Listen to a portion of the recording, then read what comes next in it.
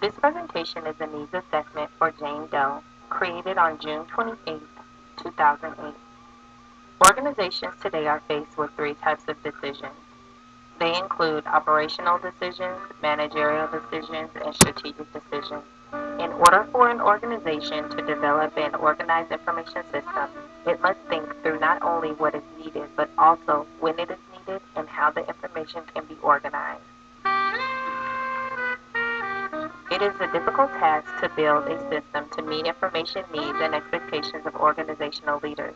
Various obstacles prevent the ability to determine information needs. The three obstacles include lacking a well-defined set of requirements, the inability of organizational leaders to specify requirements, and analysts are unable to elicit requirement and evaluate them, or correctness and completeness. Previous approaches to understanding information needs have failed to formulate user needs. Most have concentrated on structuring and the needs expressed by users.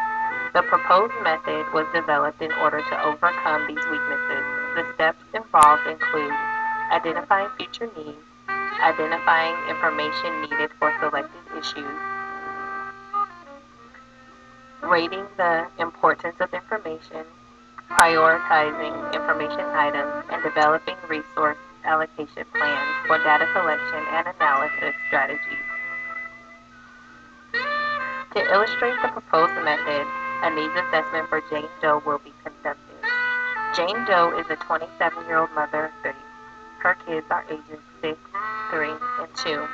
She currently attends grad school at Georgetown University. Jane Doe and her husband John have been in the Navy for 10 years. They currently reside in Bethesda, Maryland. However, Jane is originally from California and John is originally from Oklahoma. The Doe family has not been to California in over 5 years, also because of their growing family and rising gas prices, a new vehicle is wanted. The decisions Jane are going to have to make include 1. Traveling with the whole family to California when summer school is over. 2. Attending a good friend's wedding in North Carolina, which is taking place immediately after the planned California trip. And 3. Whether to buy a new car. She is currently driving a minivan, which as a young mother, she wants something more useful that will accommodate her family and is good on gas.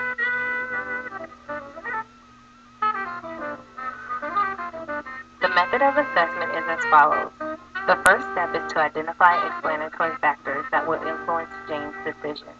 Second, each factor will be rated by calculating an average range based on a 0 to 7 impact scale. Lastly, these factors will be classified into priority levels based on the results. The factors recognized as important to Jane's decision-making process are as follows. Time spent with distant family, input from spouse and kids, future family needs, household expenses for July, August, and September 2008, distance from home to school, cost of travel, and time off of work.